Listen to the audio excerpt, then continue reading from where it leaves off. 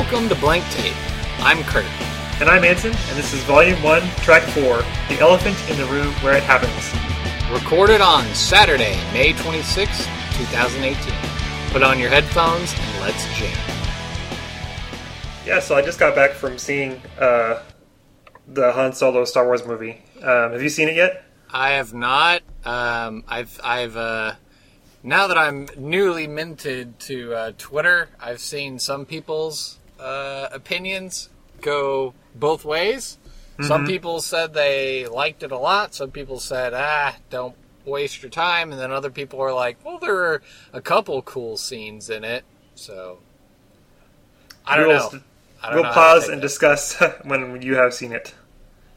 Oh, sure, of course, yes. We'll be able to go into greater details. But just an interesting concept. These Star Wars stories.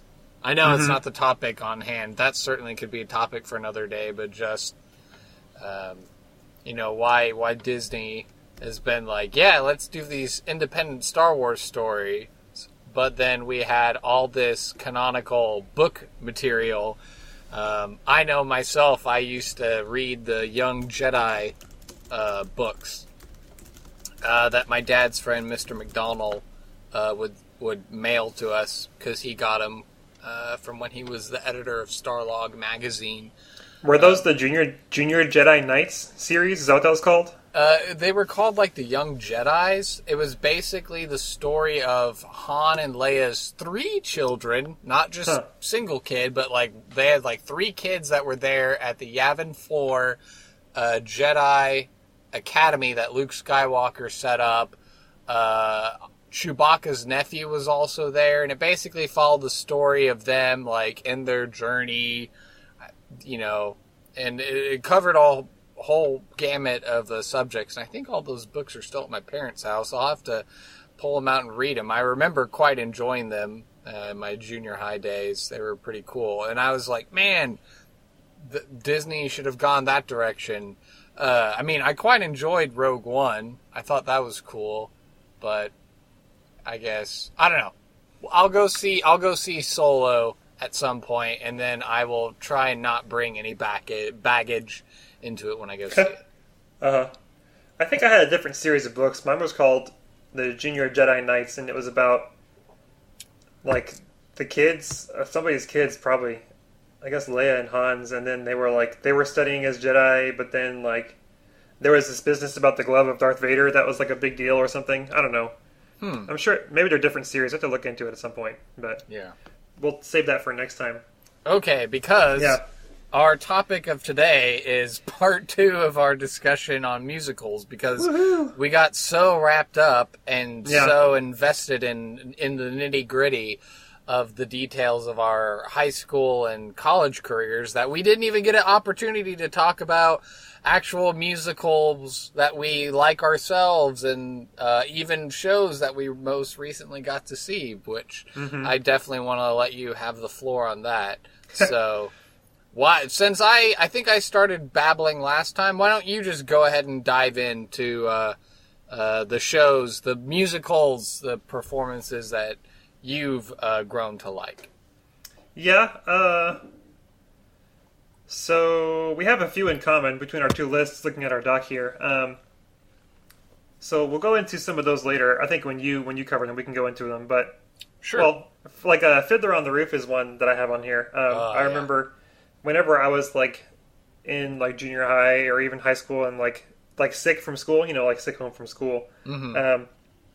What I would always do is like find the longest movies we had and like watch them, because you're in bed or you're in the couch all day, you got nothing to do. So that's when you bust out the Lord of the Rings extended edition trilogy and you get your way through that. Or Fiddler on the Roof, it was like we might have even had, I don't know if we actually had the VHS or the DVD, but it's a long movie, Right. It's a pretty lengthy musical. Yeah, it's a long show as well. So I'll have to look up and like put a link in for what actual movie. The only movie version that I know prominently is it came out in the 70s. I don't know the actor's name. I know the Broadway recording, the one that's famous for that, Zero Mostel, was Tevye in the famous like Broadway recording from like the 60s or the 70s or something. That's the one that I grew up listening to all the time. Huh. But yeah, I actually got to see Fiddler on the Roof when we went to New York City during high school when we had our Maid Creek High School trip to New York City my sophomore year. So that would have been, let's see, we started in the fall of 2002. So that would have been like the spring of 2004, I guess. Does that sound right? Yeah, because 654 backwards, yeah. Right. So yeah, the spring of 2004, I was in New York City. I think your sister, Beth, she went and saw Boy from Oz, so she got to see Hugh Jackman. Wasn't Dr. Octopus, wasn't he Tevye in the one you saw? Yeah. Alfred Molina played Tevye, Yeah. so there was a very small group of us. I think Meredith Zaritsky and her parents, and then my mom and me, we all went and saw like Fiddler on the Roof, and it was amazing. And it was a really great show. So I quite enjoyed it. Yeah. And Yeah, that's a good one. I like the music and everything. Anything else on that one that you wanted to... On Fiddler on the Roof? Yeah. Just, it's a very evocative score. And the only thing I can think of is just a funny story about... I think of that music and it takes me back to... in oral skills class, getting my music degree. And, so we had a sight singing book that Dr. Emmons had us sing from. And I think my colleague Will was trying to sight sing a line, but I looked at like the annotation on the line, like if it was taken from like a piece of music, and it was like a Jewish folk melody or something. And I was like, come on, Will, channel your inner Jew, sing it. And, I don't know, it just makes me think of that. It's got great music, and it's it's just an interesting story of this Russian Jewish man and his daughters and his family, and he's trying to survive pogroms and communist uprisings and all that stuff. Yeah, that's a good one. Indeed. Next on my little list was Les Mis. I saw it first actually in a high school performance. It was a friend, when I was in college, a friend's was going back to he was going back to where he was from for a gig or something. He was playing a wedding or something, and the same weekend his old high school was playing Les Mis, and so he was like, hey, why don't we all of us Baylor friends go take a trip and we'll go see the musical. And so we did, and it was a lot of fun. So it was good, even though it was a school performance. It was very, very, very well done, and they had like the rotating stage and everything, and the orchestra was awesome. So I really, really enjoyed that one too. Now, was it the full thing, or did they perform like the abridged version? I don't know enough to tell you. Oh, okay. Yeah. Because I have seen a production. San Angelo has a very vibrant theater and musical theater scene, especially for kids. They have like a Broadway Academy or something in San Angelo. And so one of the big productions they did one of the years, they actually staged Les Miserables. My fraternity brother, Luke Perkins, got to play the Russell Crowe role, the prison, the guard. Oh, yeah. I'm blanking on his name, but don't know my French. But yeah, he played the guy that was hunting down Jean Valjean. So, yeah, they did a really great job on that one. And then, of course, if you see the 2012 version with Anne Hathaway and Hugh Jackman and all them, it's just brilliant. Yeah, I really enjoyed the movie of that one too. So those are pretty popular ones that I enjoy. Next up, I want to mention, this was one that I only heard about recently. It's called In the Heights, and it is by Lin-Manuel Miranda. Yeah, I heard about this only through Wikipedia diving and I think snooping on your social media when you went and saw the show. Yeah, we got lucky. They came to town. Theater Under the Stars did it the last year, I guess. Anyway, so in the Heights, it's about a Latino neighborhood in Washington Heights, and it's like the story of a guy who, he's like trying to take care of his grandmother, run his business, and then like it's like the story of his family and his life and stuff. And so it's pretty good. It's got great music. Obviously, it's got like a lot of salsa and like good beats and stuff. And it's good. Yeah. Talks about the importance of family and but also like ambition and wanting to get ahead and everything. And so yeah, it's got some good jams in there. I'm trying not to give too many spoilers, so that's why I'm pausing and not telling you too much about it. But right, like I said, I did like a cursory Wikipedia reading of it, and a while ago. I understand. Wasn't that like a class or a degree requirement? Like he had to come up with his own show, and that's what he came up with when he was at Dartmouth or whatever college he went to, and then people were like, "Oh, this is really good. Let's finance it and actually make it into a legit program." Yeah, that sounds familiar.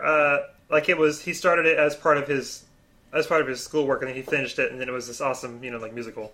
Yeah. So yeah, that's a good one for sure. You may also know Lin-Manuel Miranda from he did the songs for Moana, the recent Disney movie. I only watched it on Netflix when it came on Netflix, and Casey and I watched it, and I was like, "Oh, dang, the music's really good on this one." So we were Elvia and I were watching it in the theater, and we didn't know it was him at the time, but having known In the Heights and everything, the first song of In the Heights is it's talking about like him in his morning. He wakes up and he's like going about his day, starting his business and everything. He runs like a newsstand, so he's like making coffee, selling newspapers and stuff. And it's talking about the people who are coming by his shop and everything. And then, of course, Moana starts off with the song about you know where you are, right? This is your village or whatever. And so it's like the same kind of thing. Song, the coconut song. Yeah, so they're walking around the village, and she's talking to the chief and her family and everything. And he's like, "So this is where you're meant to be and everything." So it's kind of similar. And I was like, "Man, that sounds a lot like In the Heights." And then we kept going on, and then I heard, I think one that I really recognized was "We Know the Way," and I was like, "That's got to be Lin-Manuel singing on that," because I thought I recognized his voice, and then it turns out it was. So that was cool. It's always exciting when you think you recognize an artist, and then it turns out that it is actually that person's stuff. Yeah. So obviously the elephant in the room that I'm edging closer to is Hamilton, of course, the great Lin-Manuel Miranda musical. So I am a Hamilton fan for sure. I remember when it was first coming out.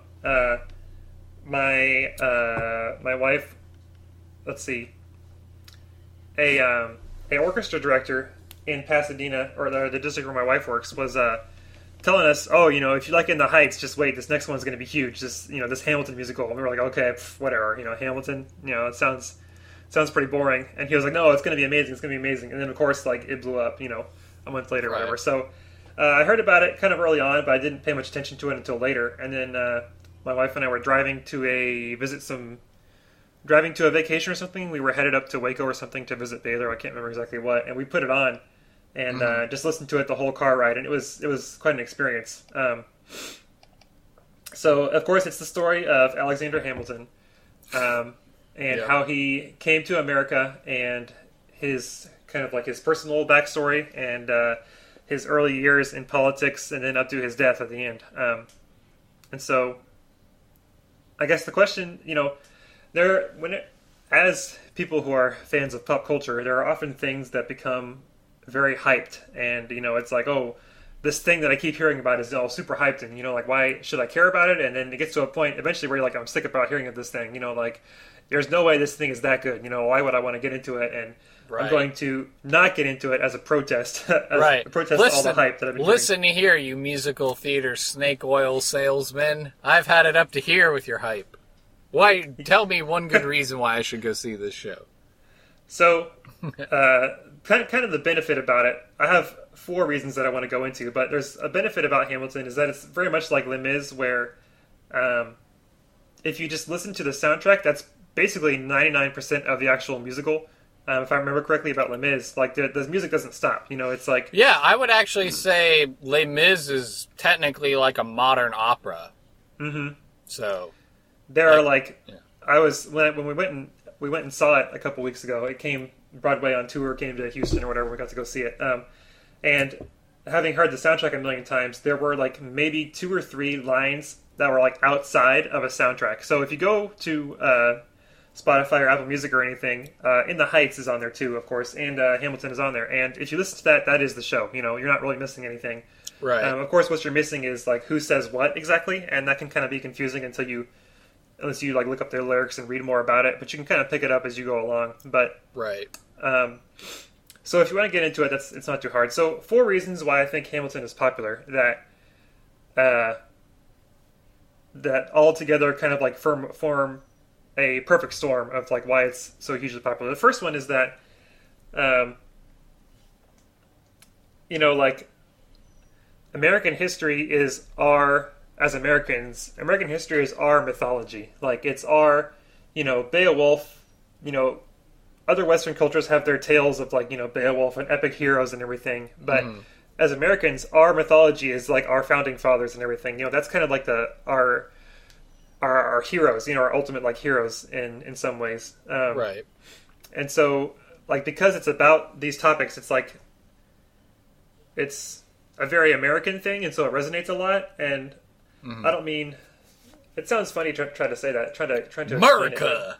Yeah. It's not all about like, waving your guns in the air and saying America, it's like, it's just that this is it's important to us as like Americans, like it's our history, and we're proud of our history, and we don't have, thousands of years of history, but we do have a few hundred, Yeah. Do you know how the history stacks up? Because I've had fraternity brothers who are history teachers put on the album, and they're like, mostly their accuracy of historical facts wise, but I understand that it's a musical and that, certain liberties might be taken as far as in construction of song lyrics and staging and stuff like that. But as far as your previous understanding of Alexander Hamilton, did it seem to match up or have a legitimacy to, historical accuracy and presentation? I think so. I mean,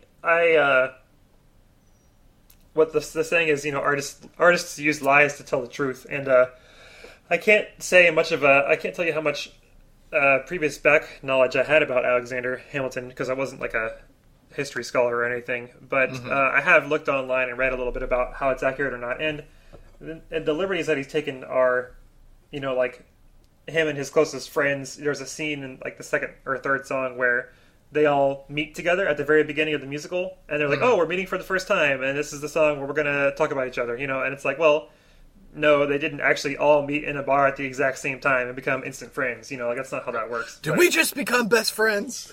Yes. So there is that, and then like again, like the order of meeting things, like the order of meeting the Schuyler sisters, and like when he got like married and stuff, and like his relationship with them, kind of twisted a little bit as far as I understand. But in broad strokes, I think it's solid. Okay. So reason number 1 is that it deals with our American mythological heroes. Okay, check. Reason number 2, the musical term is Leitmotif, Leitmotif, that is German. Leitmotif, yeah. And it's you hear it a lot with Wagner and also with John Williams and Star Wars. And the idea is that there are themes for each character, and then when the character comes on screen or when the character is doing something, you hear that theme in the music. And so obviously Star Wars has, like the Luke theme, and then like the Leia, like Luke and Leia has their own theme, and Darth Vader, of course, the Imperial March, and so like as these characters are moving around and doing stuff, you hear their music in the background, and it's a great tool for film scores and movie soundtracks. Because Howard Shore as well for Lord of the Rings. Yes, definitely a good example. It's a great tool for music sound from film scores because it really ties the music with the action, and then it's like an extra cue for the audience to really hitch along and enjoy it with. And Hamilton does the same to great effect, I would say. There is the like kind of the Hamilton themes, and then there's also the Aaron Burr themes that kind of come up. Even there are, there's the introductory song for Aaron Burr called "Wait for It" that kind of introduces his themes. But even when he's talking before that song in the musical, you hear his theme come up when he's doing some little line delivery, and then it comes up again later. It's just his little themes are just woven together, and it's throughout the entire thing, and it's really well put together, and I think that's another thing that I like a lot about it. And then the third reason kind of ties into that. I would say it's very dense. So like I said, the themes that are part of the entire musical and go back and forth, like every time you listen to the musical or see it or whatever, you like catch something new. You hear a character's theme in a different place that you never heard it before, or you catch more lyrics because they're singing a lot. They're saying a lot of things, and you just, unless you have like subtitles on and you skip back every 30 seconds to make sure you caught everything, there's no way you're going to catch everything the first time. And so you watch it again and you hear more lyrics, you hear more things that are going on. So it has a very high replay value, and so it's not like I see it once and that's the story, and okay, now I understand it. You see it again and you pick up more, and you see it again and you pick up even more, and it's just seeing it. Another thing that I'll say I enjoyed seeing it live was you start with an academic. Listening to the soundtrack, you have like an academic understanding of what the plot is and how it works together and everything. But seeing it live, you just experience the entire thing, and it's just this huge experience that is like it really connects it all together, and you see the arc of all the characters and everything, and it's just cool, to see it all together. So with the density, do you, and like you were saying, it's an experience that just kind of washed over you. Did you feel like that density, did it get muddled at any point when you went and saw it live? I know you said you had listened to the soundtrack in the car before, so you had a little bit of understanding of what songs were coming where, or like what they would sound like, but was it like, I don't know, because I understand that it's a major like hip-hop influenced musical, so like are people like just going over each other's lines? Is it just is it a cacophony, or does it like all actually blend together layer by layer?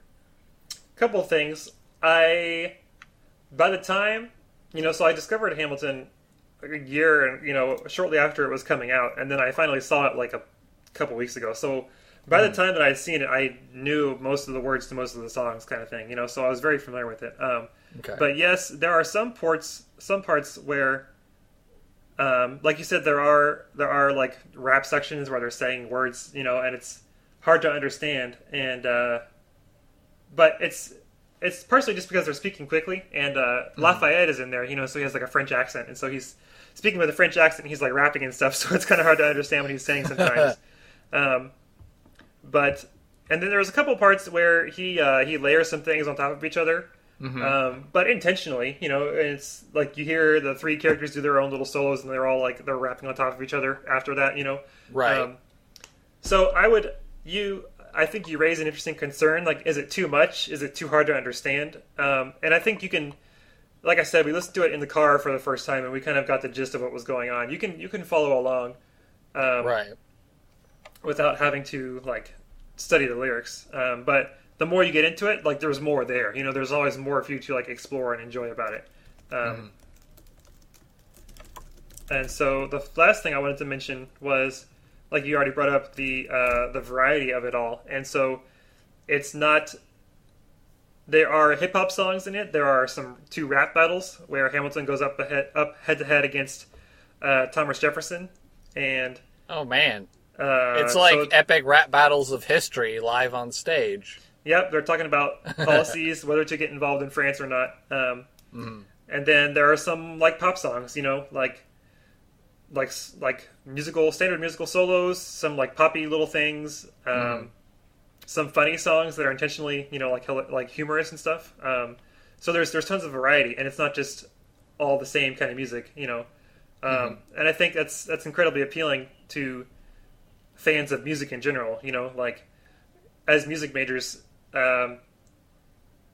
the kind of thing that I used to get. I'm not sure if you got this experience too, but sometimes what people would say is, like, oh, do you just listen to classical music all the time? And as a music major, I imagine we're like stewards of the world of music, of all of it. Like we value all kinds of music. Yeah, although I'll go ahead and put it out there for our listeners. Sometimes I have trouble with current rap trends, just because sometimes I don't like the lyrical content, but I understand the technical nature and the prowess that's needed to synthesize those beats and get the sampling and the tracking and all that stuff to make it all work. And so I don't always do well with rap, and I don't always do well with some of these maybe electronic dance type musics, but I try to be open and I try to understand. But if it's just a lot of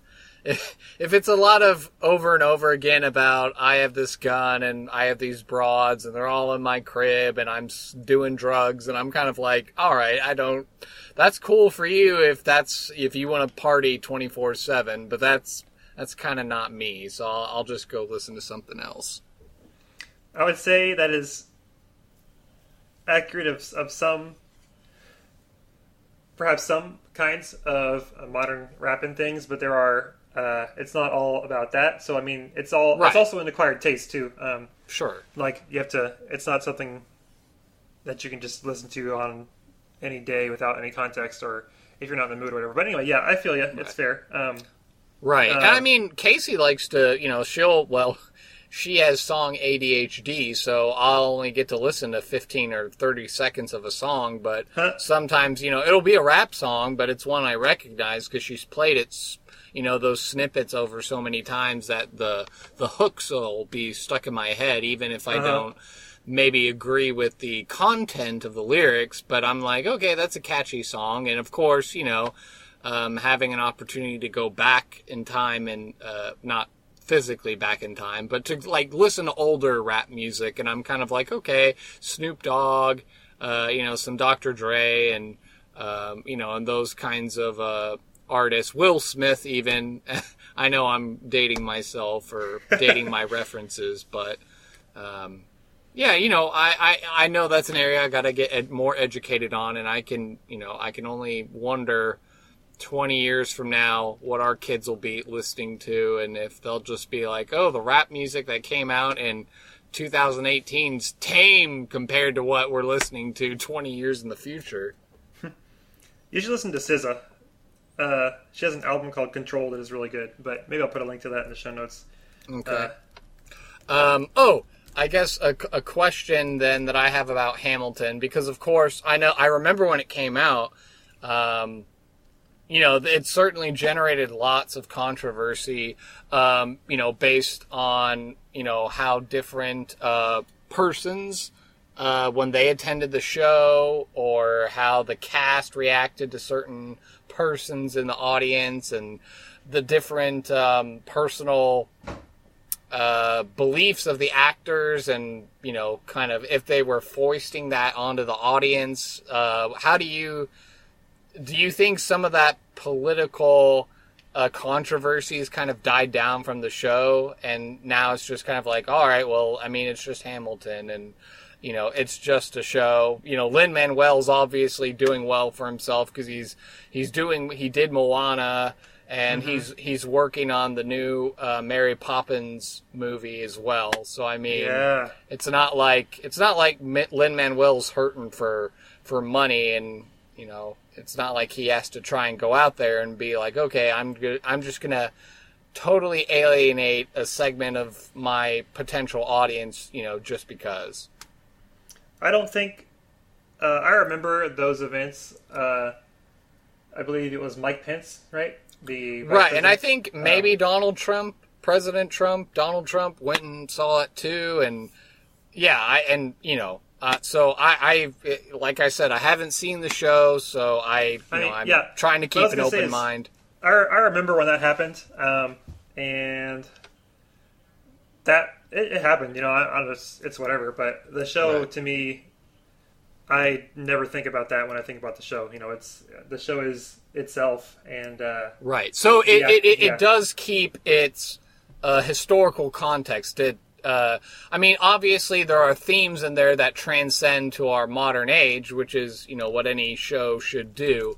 But you feel like the show isn't preachy. It's not trying to say you have to think this way, you have to vote this way, you have to do these kinds of things, or else you're a bad person. No, definitely not. And if you have that impression, then I am sad, and I apologize on behalf of the Hamilton fandom. But, okay. No, I would not put that impression at all. Okay. Yeah.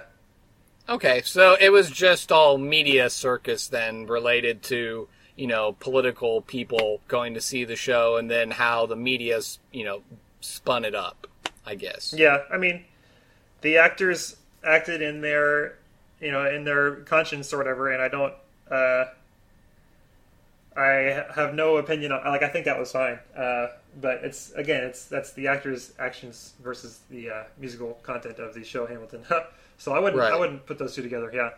Okay. I thought I'd be remiss if I didn't mention it, just because I know, years from now, when whoever's listening to this will be like, didn't Hamilton used to be controversial at some point? And so at least we've got it documented now that, there was some controversy that happened, but the Hamilton fandom marches on, and I guess that is that cloud of uncertainty, I guess, is past. So is that honestly, a fair I had forgotten about it until you mentioned it. So yeah, it's not a big thing. Okay. So yeah, the four reasons I would say Hamilton is popular or like sticky or like the reasons that people really get into it, at least kind of from my point of view, maybe, is that it's about these American heroes, that it's got catchy hooks for characters, like a movie soundtrack that comes in and out, and then it's got very dense, a lot to it. You can listen to it many times and pick up new things every time. Right. And it's got lots of variety. And so if you're interested in like getting into it, Merlin Mann has an interesting article about it on one of his little blogs. Merlin Mann is a podcaster that I like to listen to. And he suggested... No big deal, name drop. Yeah.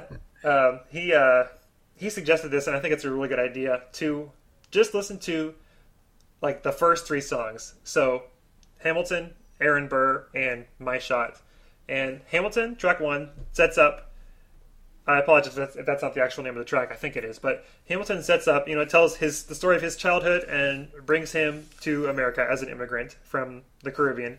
Mm-hmm. And Aaron Burr talks about him and meeting his friends. Like I was telling you, he meets all his friends in the bar at the very beginning. Right. So it talks about him meeting his friends, meeting Aaron Burr. Aaron Burr is the central protagonist, ultimately the man who shoots him at the end, and the musical doesn't make that a mystery. It's not like a secret or a surprise that, he got shot, it's like, it's in the very first song. Aaron says, I'm the fool that shot him, and so what's going to happen at the end, and you're just going to see this story fold out in front of you. So, right. Hamilton, Aaron Burr, second track. Third track is My Shot, where he talks about he is not going to pass up his opportunities to make a difference in the world.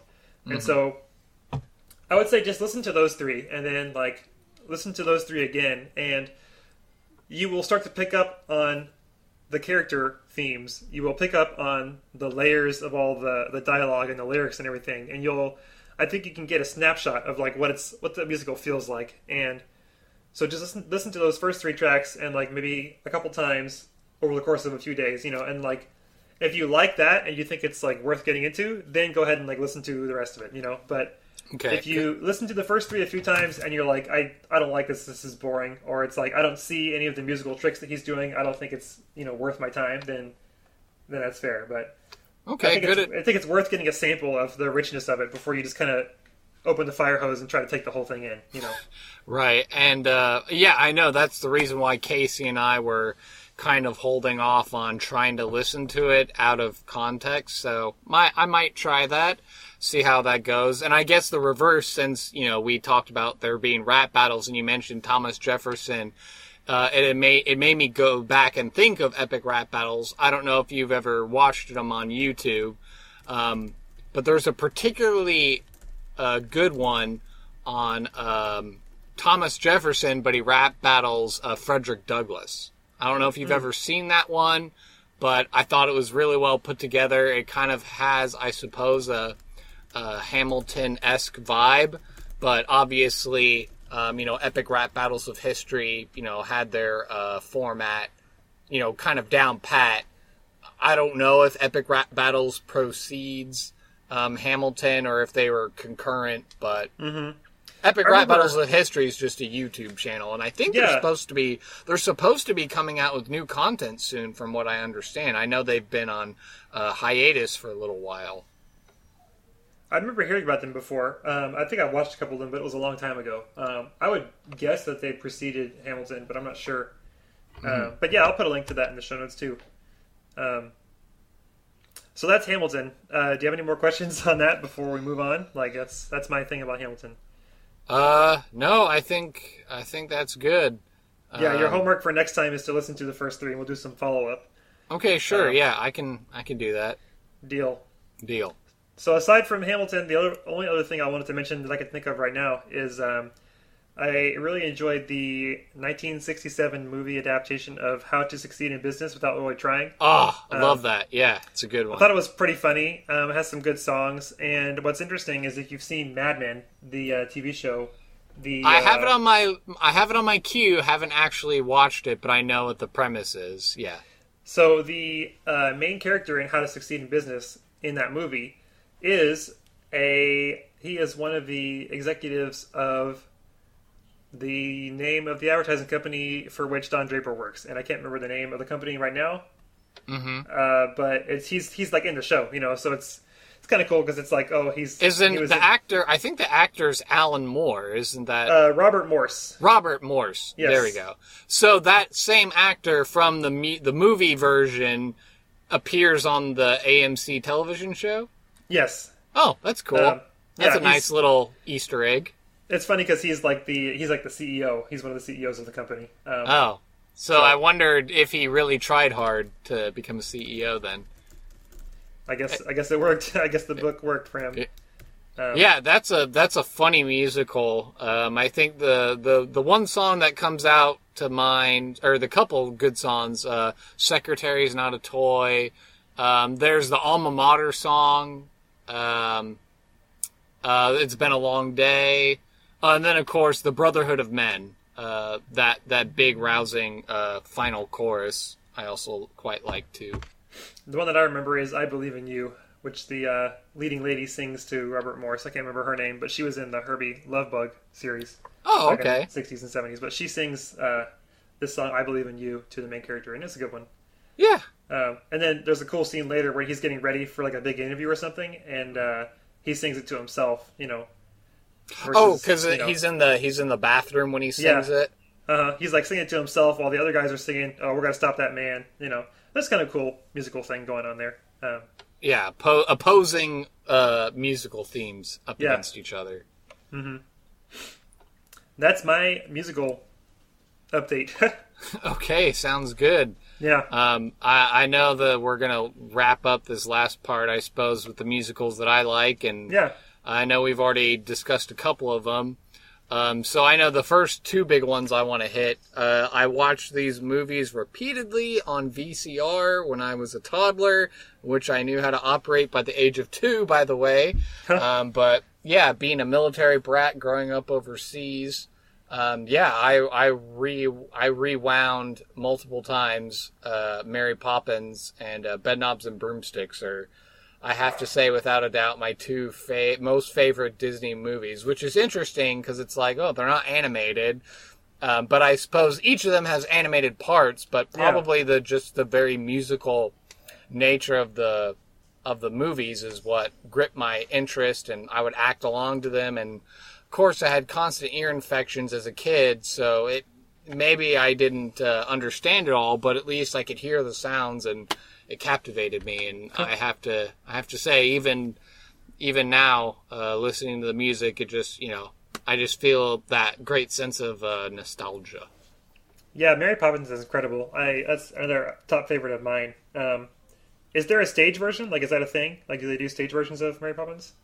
Yeah, I think they actually produced a Broadway stage musical version of it. So I want to say, I don't know if May Creek did it, but maybe one of the other schools in the Katy Independent School District did it while we were in like college years. But I think someone in the Katy area did a production of Mary Poppins at some point in time. Cool. Bedknobs and Broomsticks, on the other hand, I don't think you could necessarily pull that one off, because I'm sure it'd be pretty hard to get a bunch of suits of armor to animate, and then you have to have Nazi soldiers shoot blank machine gun fire into a suit of armor for it to take its leg off and shake all the bullets out. Yeah, I remember that part. Mary Poppins, I was going to say also... I saw recently they're doing a preview. You mentioned it earlier too. They're doing a new version with Emily Blunt and Lin-Manuel Miranda. And when I first saw the preview, I was like, "Oh, I don't know how I feel about this. Like, you know, is they gonna do it justice and everything?" But then I thought about it some more, and I'm like, well, if there's any people that I would trust with it, it would be Emily Blunt and Lin-Manuel Miranda. So I think it's going to turn out okay. You know, right? So fingers crossed. I don't know. We'll have to go on your Letterboxd and see if you've seen this or not. But have you seen A Quiet Place yet? No, we've been trying to go. It's okay. No, John Krasinski and Emily Blunt, like MVP. Like I don't do horror movies, but I was able to watch it, and like Emily Blunt knocks it out of the park in that movie, and it's just a really well done movie. And John Krasinski, of course, his directorial debut. Yeah. I could definitely lend a kind of a affirmative to, if we're gonna have somebody else be Mary Poppins, Emily Blunt can do it. Yeah. She was also in The Young Victoria, I think, is where one of the first ones I saw her in. Devil Wears Prada. I think she was in that one too. I saw that recently, but I don't remember her being in it. But yeah, I'm sure I think she's the secretary. She's not the Anne Hathaway character that's trying to get in there. She, like, Emily Blunt's character, like, already works there and is, like, bossy to Anne Hathaway, but then Anne Hathaway ends up becoming the more successful one, I think. Huh. If I remember it correctly. Yeah, I saw it once a while ago. I can't remember exactly. But yeah, and Bedknobs and Broomsticks, I remember that one pretty well. The trick about that one was we had it on VHS, taped from TV, but somebody had recorded basketball over the last, like, 15 minutes. Oh! So, like, the battle scene and stuff, I only saw, like, once or twice, because we rented it one time, and I was like, oh, this is actually how the movie ends. Oh. Right. But it would end, like, right before that, so...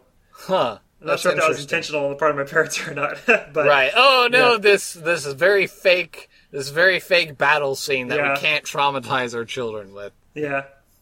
No, so I get it. And I actually just watched it a couple weeks ago with my, of course, we had my niece Twinkles, her nom de guerre, if I said that right, or her stage name. She came to stay with us for the weekend, and I had just gotten it on DVD, and so we stayed up and watched it. And I think she liked it. I think she stayed focused, but of course, Twinkles she just bounces all over the place, and you have to, like, it's like, literally, it's like herding cats with her sometimes. But I think she dug it. I think she liked the music. I know I was happy watching it. But that's the one where they say, poison dragon's liver, right? Yeah, poison dragon's liver. Yeah. Yeah. Classic. Portobello Road. Beautiful briny sea. Triguna McCordy, Tricorum satisty.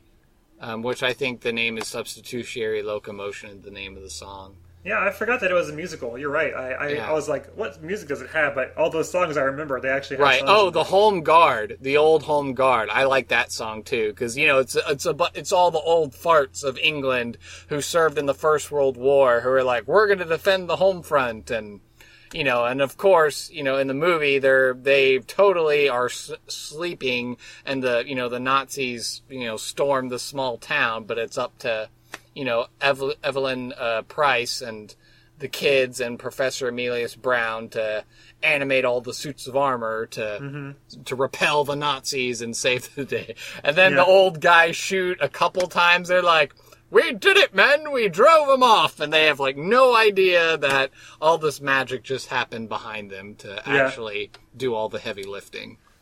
Yeah, I should watch it again. I don't remember enough about it. Yeah, man. But yeah. And let's see, I'm just looking at the list. I know this one I put recently on my lettered box. A funny thing happened on the way to the forum. Stephen Sondheim did the music for this one. So if you see the movie version, which has Zero Mostel, it's a hilarious movie. I think the movie version doesn't have as many songs as the actual stage production, but Everybody Ought to Have a Maid is a really catchy, jazzy tune. And then, of course, Comedy Tonight is like the overture theme for the whole show. It's just a very slapstick sort of 60s comedy musical, at least when you watch the movie version. So I recommend it. And I know when we were looking at our list of musicals, or I think I was watching a video with musicals, but I would actually have to throw in That Thing You Do. Wouldn't think of it as a musical, but Tom Hanks' directorial debut, That Thing You Do, with, of course, the Wonders, spelled the O-Neaters, the fictitious 60s band that got the one-hit wonder song, That Thing You Do. And it shows their meteoric rise and fall. I think I saw that a long time ago, like once. Like Steve Zahn's in it. He plays like the bass player, I think. Steve Zahn's in it, and of course... I don't know how that is, but... Well, yeah, because then he ends up going, or maybe not the bass player, but or guitar player maybe, but...